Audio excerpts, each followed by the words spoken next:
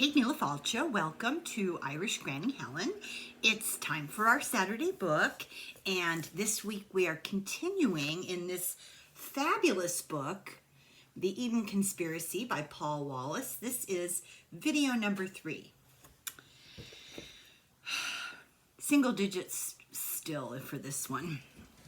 Okay, last week we did number 1 and 2. If you haven't seen those, you'll want to catch up. It's really important for the flow of the narrative. We're on chapter 7, so let's begin chapter 7, the silent coup and the great redaction. So once again, Paul is reminiscing about what happened to him as a child. He's thinking about when he was in England. He was 6 years old. He was telling his father how upset he was that religion in school, the way they teach it, because apparently he went to a religious school, it was all about thou shalt nots and you ought, shalt not and ought. And he knew at 6 that this whole thing was manufactured just to get children to obey, which is remarkable insight for a 6-year-old, although I think many of us intuitively had sense of that. I mean, my dad, my teachers say all these things about God, but they've never met him, as he thought as a 6-year-old. They've never seen him. For all they know, God could be a great, giant, green dragon. And his father simply said, yes, you're probably right. So, as an adult now, he's saying, well, God is not a dragon. Yahweh was a dragon, and therefore, from mathematical logic, Yahweh was not God. The dragon and the serpent are interchangeable in mythological symbology. In early biblical times, they both were representative of evil. The Bible associates Yahweh with dragon. The New Testament revelation does... Oh, okay, I'm sorry, I can't read my handwriting. It's a little early for that. The New Testament, in the book of Revelation, it describes the beast exactly as Hosea did in the Old Testament. I'm sure everyone's familiar with that. I have no idea. So let's see what Paul has to say about this. This is the description, and I'm going to read it to you because I think it's interesting. So this is from the Old Testament. And in his fury, Yahweh, now remember, no vowels. So Yahweh is spelled Y-H-W-H. Determines to send the people of Israel a little reminder of who he is. Quote, I will be to them like a lion. I will lurk by the road like a leopard. I will meet them as a bear deprived of its cubs, and will rip open their rib cage and eat them alive. Okay, this is my aside, not a quote. This is their God. Now we'll continue the quote. I will devour them like a lion, like a wild beast. I shall tear their bodies apart. This threat of bloody violence and murder begins with the words, quote, I am Yahweh, your powerful one, ever since the land of Egypt. And then he concludes his violent threat with a flourish, saying, quote, you are destroyed, Israel. I am your only help. I will be your king. There is no one out there to save you. This is Yahweh describing himself. In some Bibles, above the flourish of these last 2 sentences, editors have written the unlikely subheading, Yahweh's mercy. Oh, if that was Yahweh's mercy, says Paul, then may heaven help us. So he says, let me summarize the psychology of Yahweh's message according to Hosea in the Bible. I will murder you horribly because you have displeased me. Nobody will be able to protect you from me. Now, just for the sake of YouTube, I'm quoting the Old Testament here. Nobody will be able to protect you from me. I will get to you. But if you please me, I will forgive you and protect you because nobody else loves you like I do or even cares for you. I am all you've got. Now that, once again, is a quote from Yahweh from the Old Testament.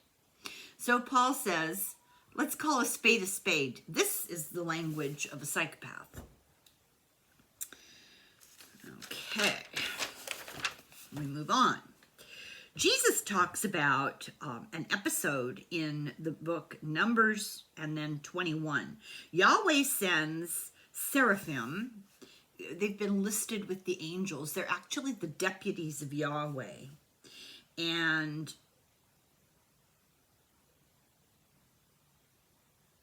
interestingly enough, he says, just think about this and in relationship to the coronation of Christian kings and queens. The seraphim are come from the root. The word comes from the root for the fiery ones, the ones that burn. And the description is of a flying serpent known for the fire that it exudes. The writer of the New Testament uses dragon and seraphim, the two different words, interchangeably. So they don't make a distinction. It's the same thing. So here we go from the book of Amos. This is from the 8th century BCE. And this is from the Old Testament. YouTube. Quote, Yahweh says, disaster for you who long for the day of Yahweh. What will the day of Yahweh mean for you? It will mean darkness, not light. Like when someone escapes from a lion only to be confronted with a bear, or when a man goes into his house and puts his hand on the wall only for a snake to bite him. So this God's a whole lot of fun. Yahweh punished people with bites from fire-breathing dragons, and many people died in the stories associated with him from just that. Yahweh tells the dying, your one chance of surviving is if you bow down and worship. And so Paul says the question begs to be asked, worship what? Yahweh makes a bronze image of himself. It's a dragon, and he tells these victims who are going to die if they don't bow, to bow to the image of him or die. The dragon has to be him because that's what he's telling them to do. The 10 Commandments reaffirms this. It has to be him because Yahweh himself said, don't make idols of anybody else except me. So the dragon is him. So as Jesus asked, what kind of a father is this? Jesus asked this about the God of the Old Testament. He asked the people, you listen to this stuff, but what kind of a God is that? What kind of a father treats his children with love and then is like this? The bronze dragon became known as, okay, I must say this wrong, Nehushtan, and it was a sacred object of Yahweh that was kept in the tabernacle of the temple. 6 centuries later, in the book of Kings, the Jews were still worshiping it in the Temple of Solomon. These are long periods of time. At the same time, the king was ordering all the carvings of Asherah, her high places, her standing stones, anything related to her to be destroyed. Destroy all things associated with paleocontact. In other words, a purge of history. Nehushtan, now this is the image of the dragon Yahweh. Nehushtan was destroyed because it represented face-to-face contact with the powerful ones. What he's saying here is they tried to erase any images, buildings, mention of anything that was a direct association between their evolved religious worship, their idol worshiping, their images of dragons, etc., and potentially contact in ancient times with beings from the sky. We'll just leave it at that for now. This book of the Bible, I believe they're still talking about kings, is created to teach monotheism. Did Hezekiah not realize who this image represented that they kept in the tabernacle?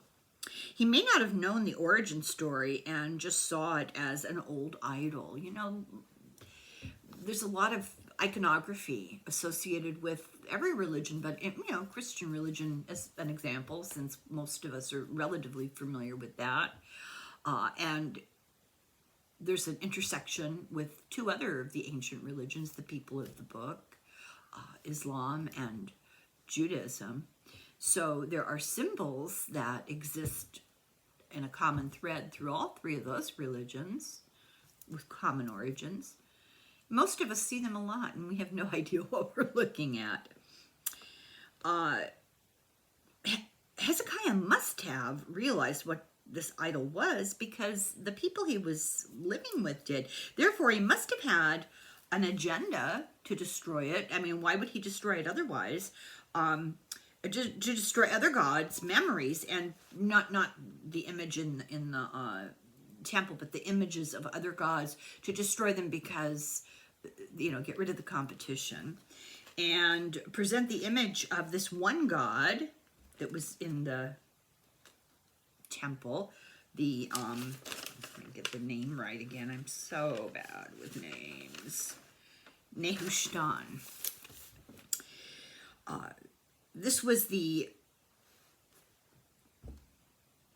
agreed upon, the allowed image of God, and because it was kept in the temple, and because only priests, high priests, could go into this temple, it was justified. It was kind of blessed by the presence of the priests accepting it. It signaled to the people that it was okay. So there must have been this agenda to destroy all the other images. It's kind of a rebranding of Yahweh is what he's saying. His great-grandson, Josiah, remodeled the temple, and he found the book of the laws of Yahweh. I guess it was sitting somewhere where no one saw it, and he began the entire rebranding of Judaism. Josiah believed that it reasserted the divine kingship of Yahweh. So he definitely re-emphasized the importance of Yahweh and embraced that whole idea as central again, really held it up as the most important, the center of their belief system.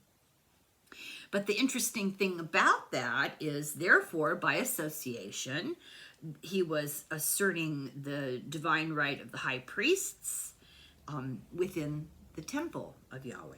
So it was the old version with all the Elohim still in it, just repurposed for modern times, I guess you would say.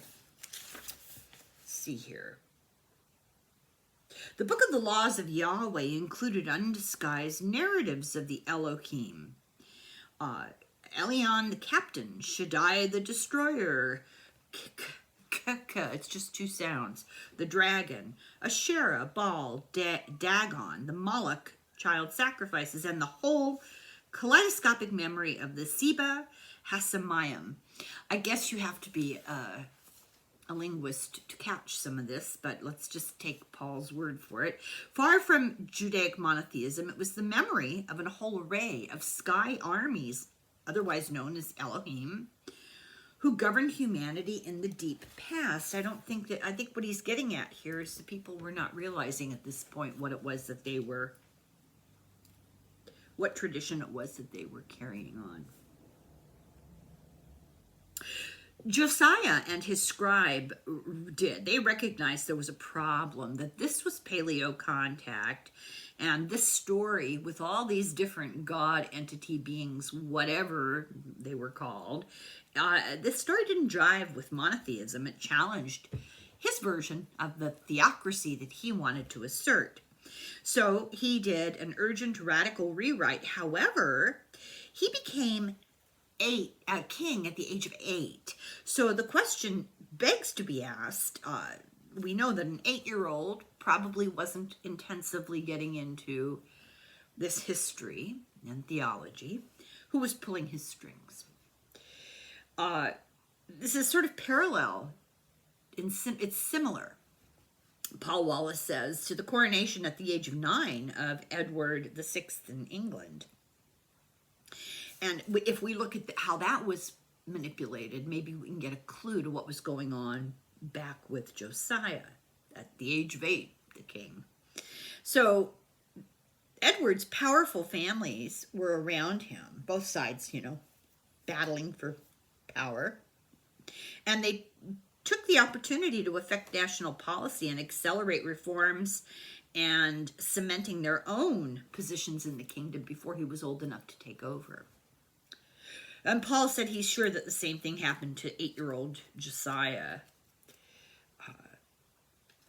A guy called Hilkiah, who was the high priest, and his family, he was labeled Josiah's spiritual advisor. So he, this high priest, and the scribe, that were both priests of the cult of Yahweh, saw that they were in a position to monetheize the religion and legitimize the royalty, the nobility, and themselves.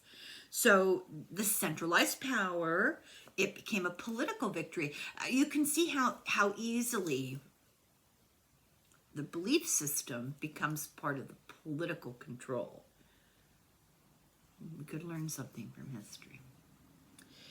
So this was a profound alteration of the Jewish religion, and it happened under the people's noses, and they were unaware.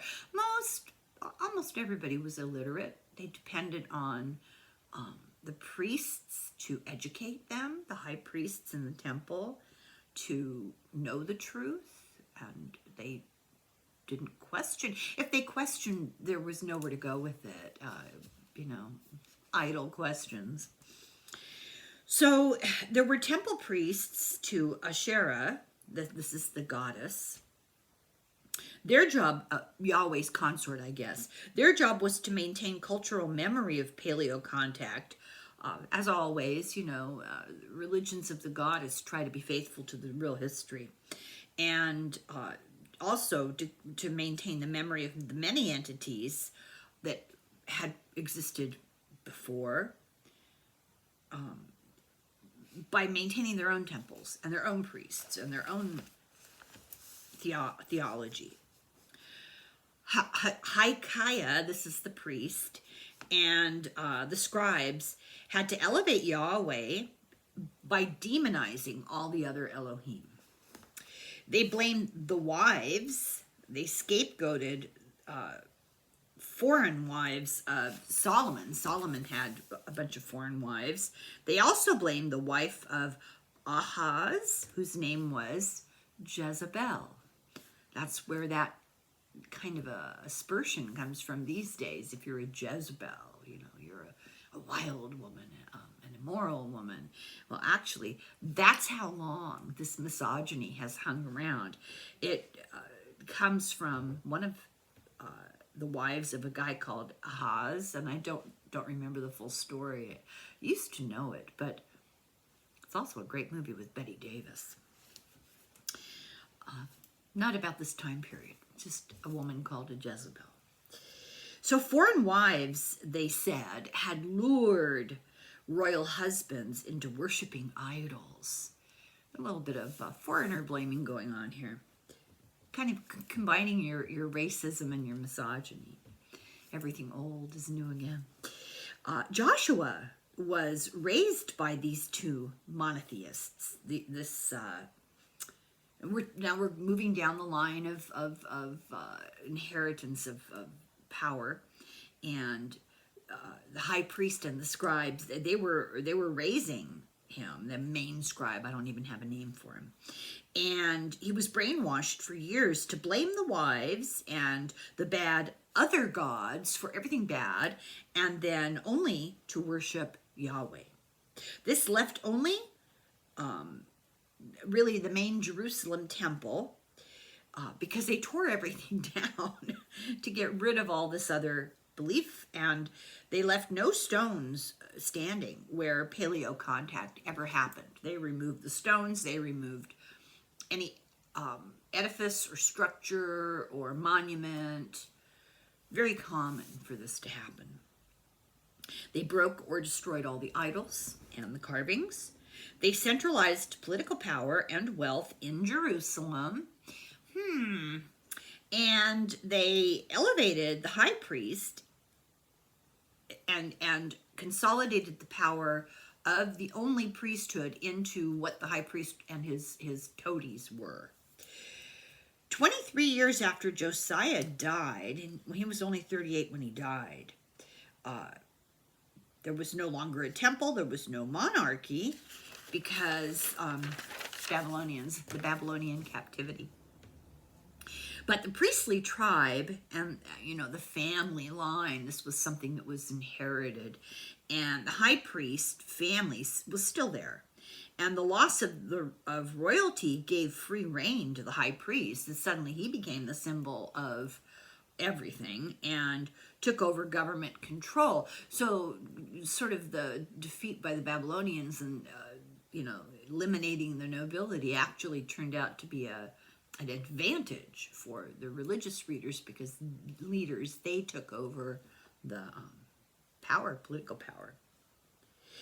Reforms under Joshua when he was a child were done, in his name, right? And it was basically a silent coup, and what it was consolidating the power of organized religion. And what it did succeed in doing, although who knows if this was intended, it preserved Judaism as a world force. I mean, it created the beginnings of what Judaism is today, but it's a far cry from the ancient origins from which it came. Of the 4 Jewish kings, the 4 Jewish kings after Josiah, 3 were paleo-contact people. They actually believed in that. The Persian king Cyrus rebuilt the temple and also made it a temple to other gods, and then allowed freedom of religion. So cycles, just cycles of events. The high priest family stepped up in the temple and established Yahweh as the main god. When Cyrus said, go for it, they took control immediately. Ezra, he presented a manufactured, the Book of Moses. This was, created. This wasn't handed down. This was created. It was made during the Babylonian captivity. And it reattached Yahweh to the Jewish religious belief in one God. So the Book of Moses was manufactured to argue for monotheism. And as I said, most people were illiterate and they had to believe what the priests told them. So this assured the continuity of the priestly elite, despite all the ongoing problems in the political history. Ezra was part of an unbroken family line that was dedicated to Yahweh, and they just never let go, and they just kept raising their ugly heads, basically. Yahweh is in the Book of Moses. He's the transcendent deity. He's the divine figure. He's enlightened, and it's monotheistic. He's the only one. It was a huge task to obscure the Yahweh images of paleo-contact, the snake, the dragon, kind of rebrand Yahweh. For example, still in the book of Job, it talks about the Leviathan. Well, here, let me read this. Of the Leviathan, Yahweh says, can you pull in the Leviathan with a fishhook or tie down his tongue with a rope? And he goes on to say, will he keep begging you for mercy and agree to be your slave for life?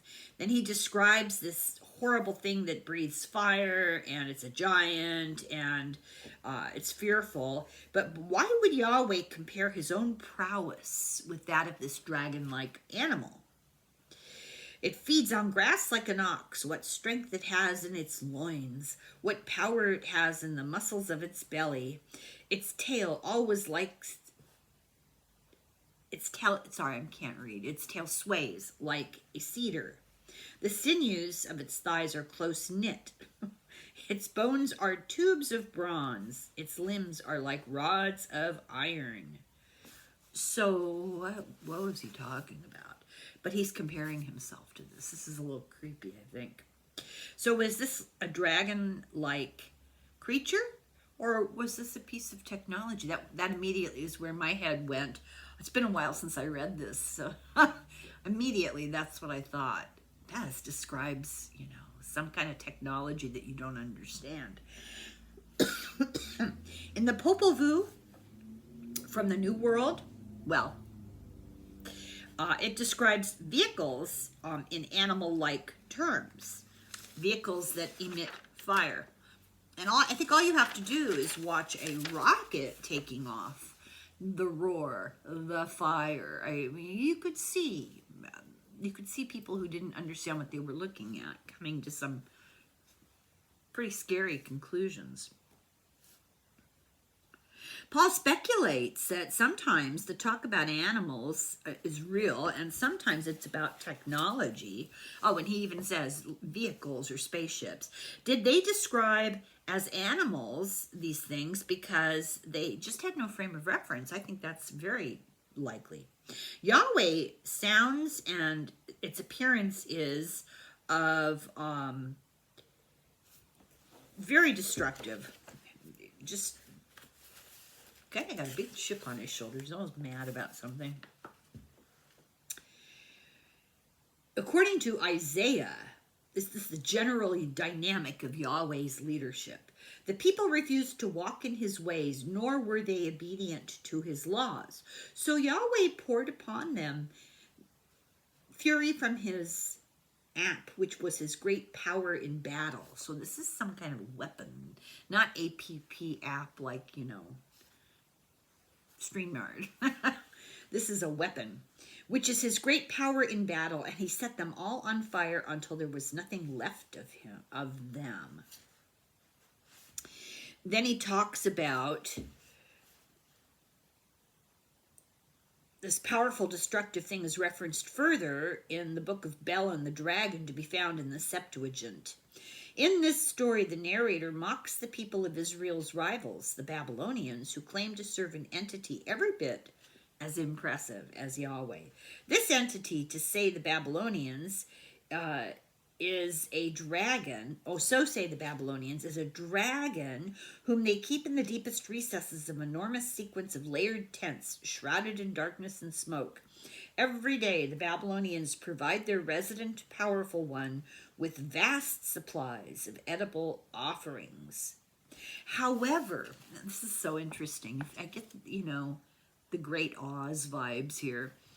The Jewish prince Daniel happens to know that this arrangement is all an elaborate hoax. He knows because he has already killed the Babylonian dragon as recounted in a previous story.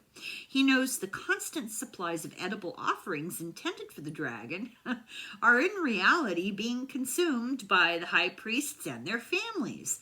The embarrassing truth is that the Babylonians' innermost tent is empty. The priests have been faking it all the time. By contrast, the priests of Israel are not faking it. So Babylonians are hanging on to the illusion of what did once exist, of which people of Israel actually have the real thing. The smokiest, darkest recess of their mighty sequence of tent houses, in it is a real living entity. Yahweh's priests are not consuming the continual edible offerings demanded by Yahweh. Their people's tributes are going to a real, live, powerful one, and his name is Yahweh. This is the punchline of Bel and the Dragon. So he goes on to talk about what exactly it is that they're giving this God. So the Bel and the Dragon, that's a story. But in the book of Numbers, which is the Bible, which is a story, they describe in greater detail in the book of Numbers what it is they're giving Yahweh. It isn't horrific enough. The devil is in the details, he says. The spoils from battle are highly significant, and the narrator takes the time to enumerate precisely what went to whom. The total booty is 675,000 sheep and goats, 72,000 head of cattle, 61,000 donkeys, and 32,000 virgin girls. Note what category the girls are put in. Half of this is then given to the soldiers. Of the half of the spoils set aside for the community, Moses takes 2% for Yahweh's priests. 675 sheep and goats, 72 cattle, 61 donkeys, and 32 virgin girls are set aside for Yahweh and are entrusted to the priest Eleazar. Yahweh also gets 420 pounds of gold. This makes it very clear that Yahweh's share cannot be understood to mean the spoils for the priests. They are given different portions. The priests receive 6,750 sheep and goats to share, while Yahweh gets 675 for himself alone, separate from that. So he's making the point that the priests get their own because Yahweh exists and he gets his own. So Yahweh is continuously supplied with gold, food, and girls. Global dragon stories all have the same demand for bounty, very similar bounty. These stories matter today. We need to pay it. This is not just fairy tales because it tells us about political power and covert governance. The people are basically enslaved to this a kind of a tax that they have to pay to appease the power. Chapter 8, Despots, Vested Objects, and the Great Coup. So now he's talking about the Gold Coast of Ghana in Africa in 1948. He said there was a student demonstration for democracy against King George of England. These students will be expelled from the university and the teachers are fired for sedition. 10 years later, Ghana wins independence. But Kenya's experience was called Warfare on Humanity Against Colonialism. And he gives some back history about this. He says the 20th century is a pivotal moment for empires, the most recent empires. Gunpoint governance is in many places. In other words, colonial powers, imperialistic powers in a foreign country that they're dominating are only keeping control at the point of a gun because the regime is losing its grip on power. So then he talks about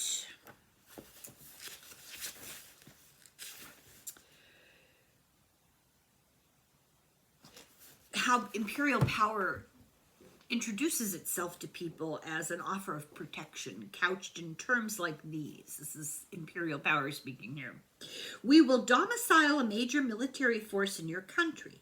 This will be of great benefit to your country's safety in the world, and it will equip your government to better manage any problems you may be having with insurgents. In return, you will give us your sovereignty.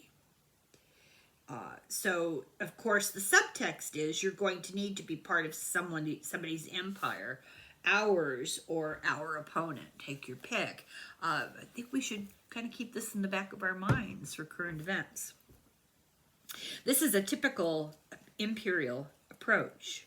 The occupied country basically is forced to pick the lesser of two or three evils, and they usually don't include autonomy and self-rule.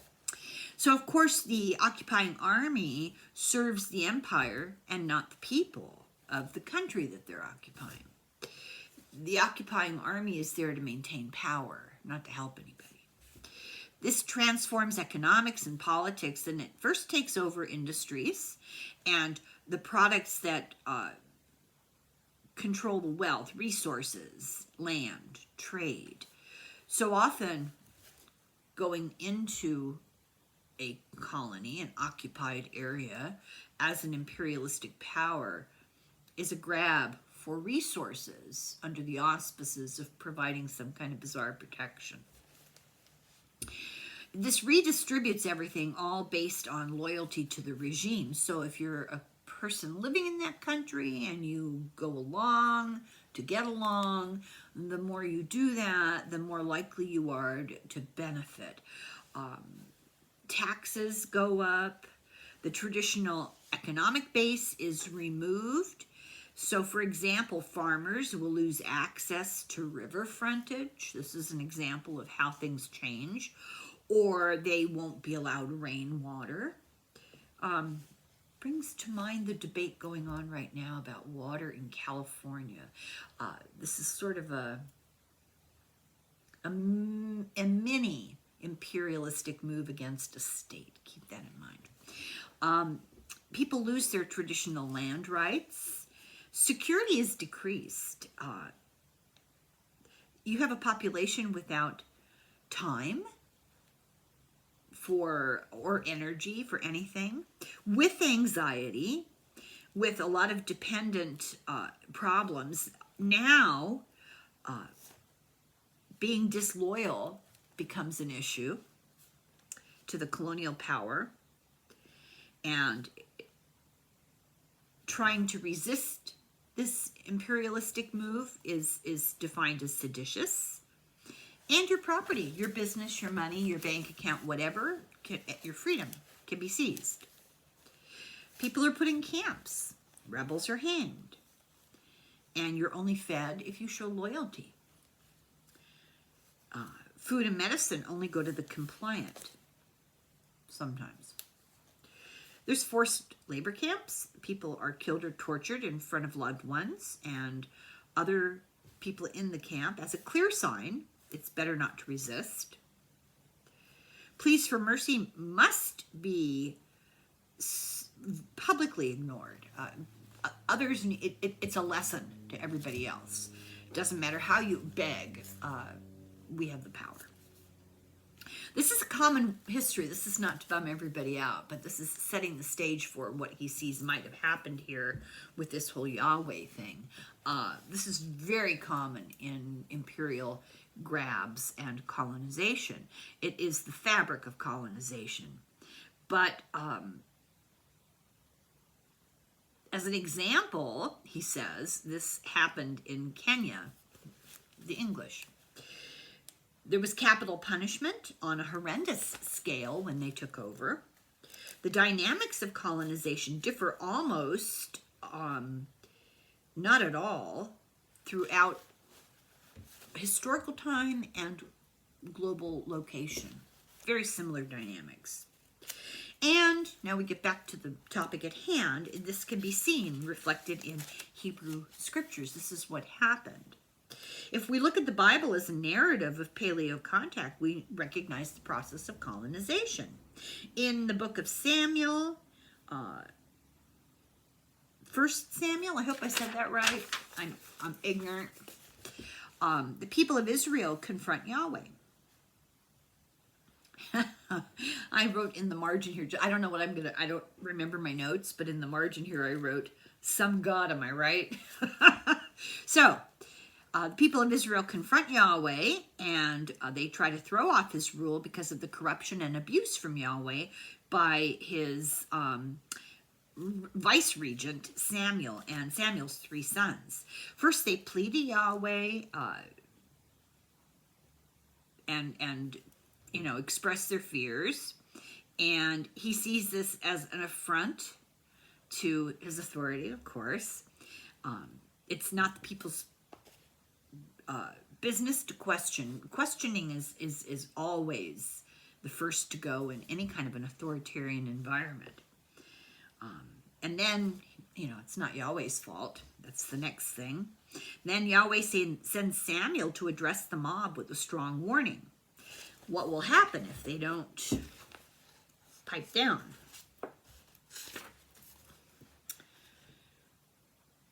Send Samuel to the public square in front of the crowd with this warning.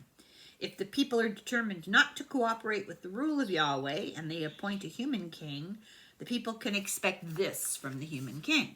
This is what Yahweh says. He will separate your families. Just try to recognize what's going on here.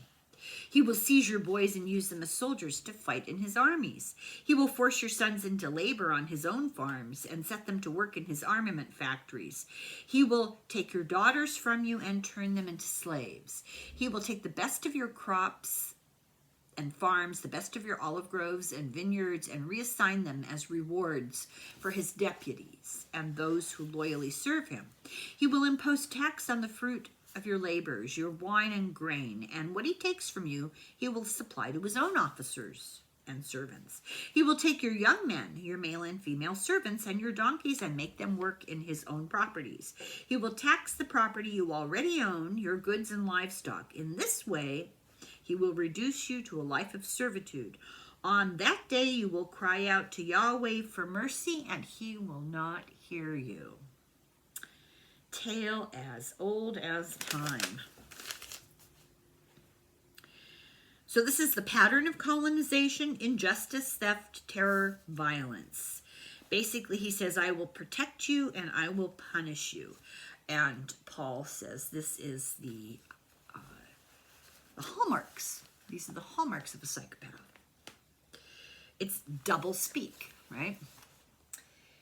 He says, Yahweh says in Genesis, I will bless whoever blesses you and curse whoever curses you. On the other hand, we have in the words of Isaiah, the people refused to walk in his ways, nor were they obedient to his laws. So Yahweh poured upon his own people fury from his nose, and then in parentheses, his AP, and his great power in battle, and set all the people's bodies on fire until there was nothing left of them.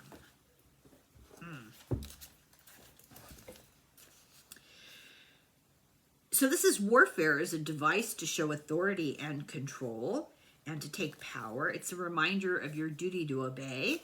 This kept the people dependent. Before Yahweh, during the time of Abraham, the people were at peace with their neighbors through the culture of negotiation that they had and treaties and forging alliances. So this is before Yahweh, before Abraham, before all this came to pass. The people of Israel were inclined to negotiation and peace treaties and making friends with their neighbors. But with Yahweh, Abraham's descendants were in continual war and always on high alert. Yahweh told his deputies, never make peace treaties and alliances, pursue total war. Leave no survivors or cultural artifacts. This is the prototype of historical priorities: warfare over peace, against the health and the property and the well-being of people. All this while his people wandered for 40 years in the desert, fed by manna. And what was that? It only kept fresh for one day. Their rations kept people anxious and dependent and barely surviving. We don't have an answer for what it was. And when they complained, he punished them, just like the British death camps in Kenya. The British pretty much invented concentration camps. They started with the Boers in South Africa. They took them up north to Kenya. And they also used psychological warfare, public torture, public pleas that go unanswered, and in fact go punished, ignoring pleas for mercy. They even did it to the kings. We're going back and forth between Kenya and Yahweh, but there's this parallel. Yahweh even did this sort of thing to the kings, to David, to Saul, and to Ahaziah. Samuel warned the Israelites that Yahweh has a deaf ear. He told them that. Samuel's name was the powerful one hears. Interesting. It's like Big Brother. Yahweh was sensitive to his loss of power. And so they ended up with King Saul's war. There was this mercurial energy around this so-called God, and sort of inflicting on people constantly his needs and his demands, like a spiritual parasite. This is very deranged, insane. So Daniel is next, and Yahweh suspects that Daniel is questioning Yahweh's battle orders. Daniel counts his troops, and Yahweh is offended that this means that Daniel is questioning Yahweh's plan. You know, he's kind of standing up to him. He wanted blind obedience from everybody, especially from people like Daniel, who might have any kind of influence over the people at large. And so Yahweh is sending a signal that there will be no diminution of his authority, won't be tolerated. He says, and this is a quote from the Bible, "You do not think for yourself." This is an order. You do not think for yourself. You do not even think of questioning orders or making up your own mind. That's the message. He killed a bunch of men, 70,000 to be exact, who had opposed him, and his attitude was these were a problem defying his power. And then the book talks about King, I can't say this, Ahaziah, and on his deathbed, he sends for other Elohim, hoping for healing so he doesn't die. Yahweh is offended and puts a death sentence on King Ahaziah for turning to other recourse. He says there's no other powerful one that's as powerful as I am, or no one is a better medical expert than Yahweh. Beautiful medical expert, the best. No one's ever heard of such a medical expert. Yahweh is very unhappy. He's not getting unquestioning obedience. This is a problem. The colonizers know to prosecute one oppresses thousands. So that's, make a big example of somebody, and that keeps the rest down. Make an example of a troublemaker. But if 1,000 troublemakers stand up against a colonizer, then your tenure as a despot might be over. In 1948 in Ghana, the arrest of 6 protesters against the English brought out mass support. Here's a little hint we could all take. Mass support, mass resistance. This gave them confidence that the colonies' days were up. They were numbered. Paul's great uncle was a leader of this movement, he says, and Ghana was liberated after 140 years of British rule. The Ashanti people of the Golden Throne were the ones that took their country back. And he says, keep this story in mind, because we're soon going to see that it is actually connected to the ancient stories in the Bible. Now he's talking October 3rd, 2022 in Scotland. A man named Ian Hamilton dies at the age of 97. He was an eminent criminal lawyer. Why was he so famous and respected? Because on Christmas Day of 1950, with 3 college friends, they broke into Westminster Abbey, stole a stone from under a chair, and put it on the altar of Arbroath Abbey in Scotland.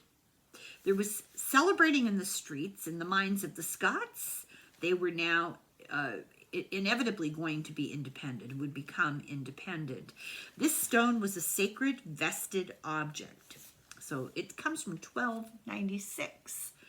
Let me tell you, the Scots, man, they have long memories. It was stolen by the English from Scotland in 1296. Before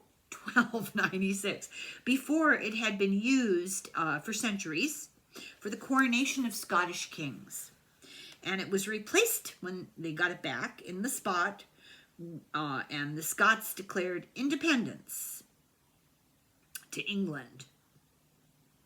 And therefore, it embodies that for the Scottish people, the right to rule over Scotland. This is called the Stone of Scone, the Stone of Destiny.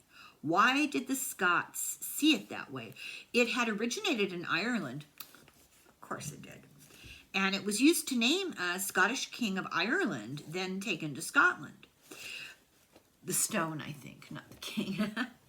The stone got to Ireland originally from Greece, and it belonged to King, I think it says Cheops. I can't really read it, my handwriting. And it came to Greece from Spain and Egypt. It originated first in Syria. This stone travels, I'll tell you what. It was part of the pedestal of the Ark of the Covenant.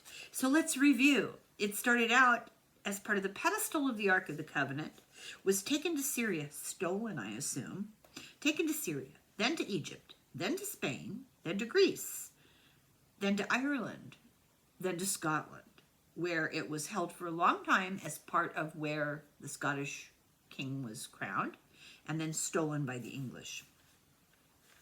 It was considered a stone from the Ark, from ancient Bethel, built by Jacob, the patriarch of the 12 tribes, to commemorate his experience of seeing powerful ones arrive from the sky and eventually leave.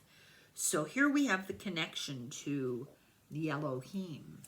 This stone that is so important to Scottish kings is indirectly through global travel and through time connected to beings from above. Interesting. From space. So this object of importance to the Scots connects to one of the oldest biblical stories of the ETs. Why would the Scots care? Why would they want a piece of the ark? What was the ark? That's the real question. Why would a Syrian stone from an ancient Jewish site have any bearing over the governance, modern governance of Scotland?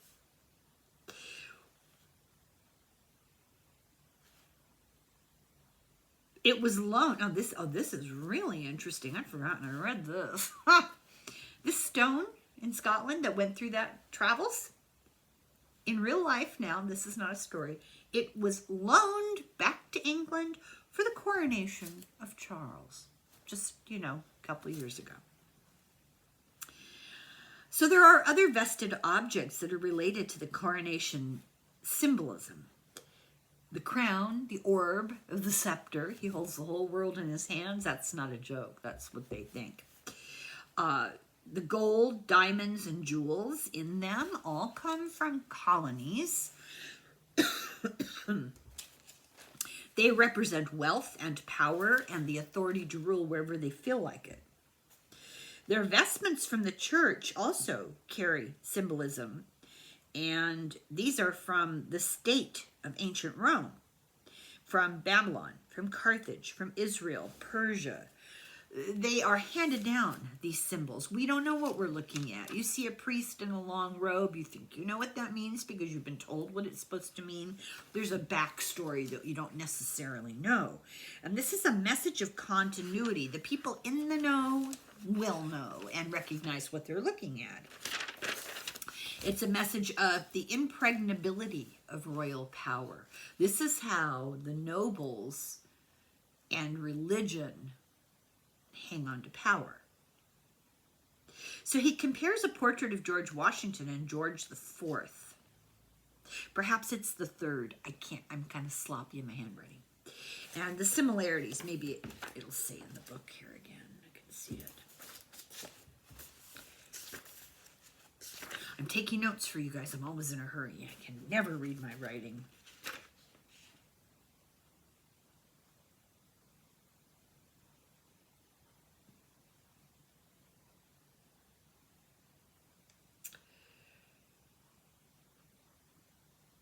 I don't see what the number is. Where did I get that? Huh, all right. Anyway, the portraits he's talking about of the first president, George Washington, and those of George Hanover, the king from whom the right to govern America was fought and won. Oh, maybe that's why I knew. What is striking is the number of curious similarities in the way the two men are dressed and framed.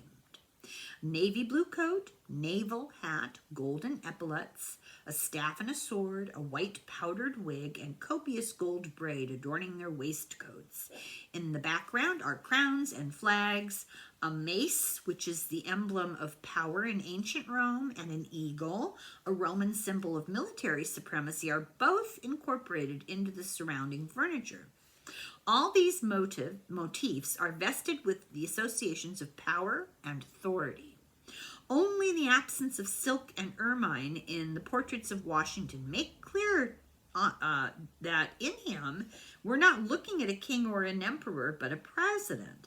Nevertheless, the similarities serve to remind us of the continuity of power. The same power has passed from one George to the other. Interesting, I actually never thought of that. And the vested objects in the images convey that the right to rule has passed from an old regime to a new one. For Ashanti, their vested object was the golden throne. Only an anointed Ashanti king is allowed to sit upon the throne. For nearly 50 years, the British colonizers tried to find it. It was hidden from them. They demanded that the Ashanti leaders reveal its location and allow the British Governor-General to sit on it.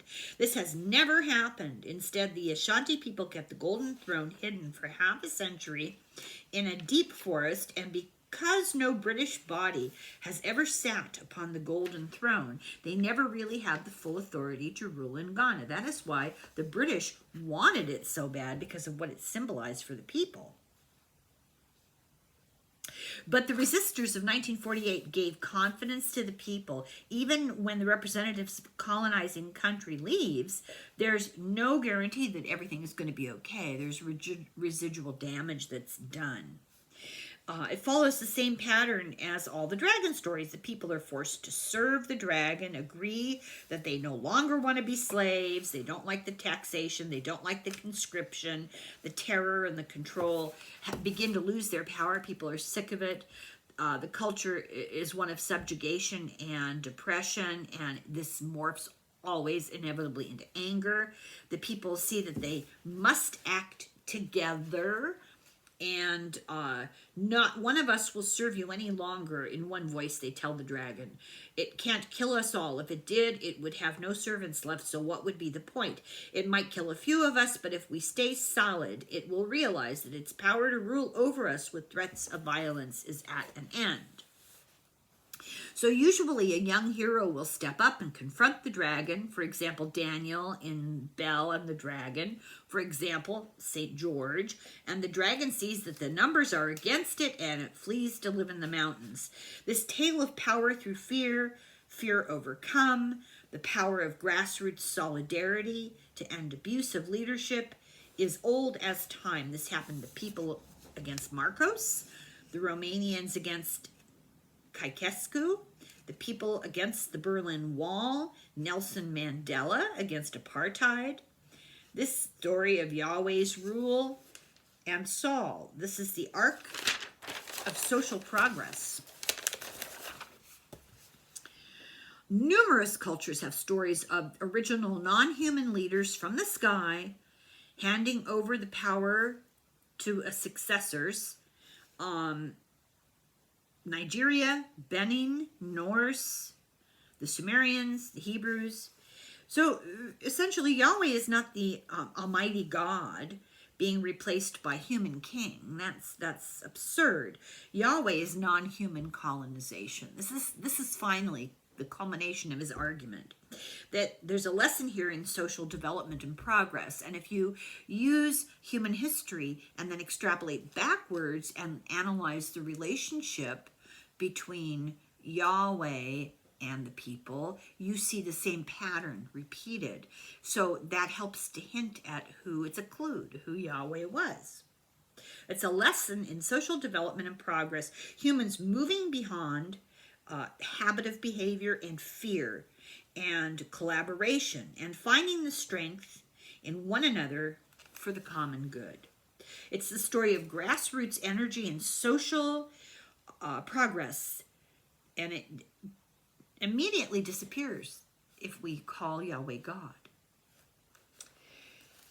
But it's a story of paleo contact, paleo colonization, and it's contact vested by the symbols of power and advanced technology that Yahweh presented to the people. So that's the end of the chapter, and of course we'll continue on that idea of vested power objects in the next chapter. But that's the end of chapter 8 and the end of video number 3. And I will be back to do video number 4. I can't help but see the lesson for our times here. I hope you guys would agree. I think you will agree. Very interesting, isn't it? Okay, thank you very much for watching. I'll be back in a minute. Slanga foil, slanja.